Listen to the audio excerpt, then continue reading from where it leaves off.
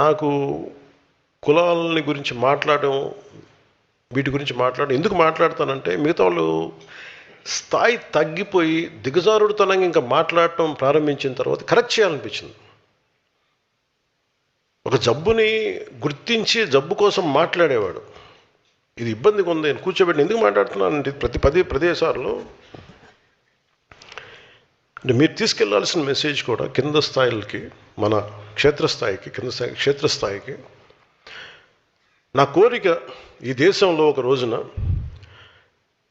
ఒక BC hostel అని కానీ, ఎస్సీ హాస్టల్ అని కానీ, ఎస్టీ హాస్టల్ అని కాకుండా పిల్లలందరికీ ఒకటే హాస్టల్ ఉండాలి, అలాంటి పరిస్థితి నేను కోరుకున్నాను. నా కోరిక అంటే ప్రభుత్వాలే సంవత్సరాలుగా, దశాబ్దాలుగా పిల్లలు, మనం చిన్నప్పుడు మీరు ఊహించండి, మీరు ఒకసారి వెనక్కి వెళ్ళి చూడండి, మనం ఆడుకునేటప్పుడు, మన స్కూల్కి వెళ్ళేటప్పుడు మన ఫ్రెండ్స్ ఎవరు, మనం ఎప్పుడు ఆలోచించు. ఓట్లకి రాగానే అన్న ఆ వీధిలో అన్న మన దళిత సోదరులు అన్నా నమస్కారం పెట్టండి అన్న, ఇటు ఇల్లున్నా మన కాపు సోదరులు అన్న ఇటు దండం పెట్టండి అన్న, అటు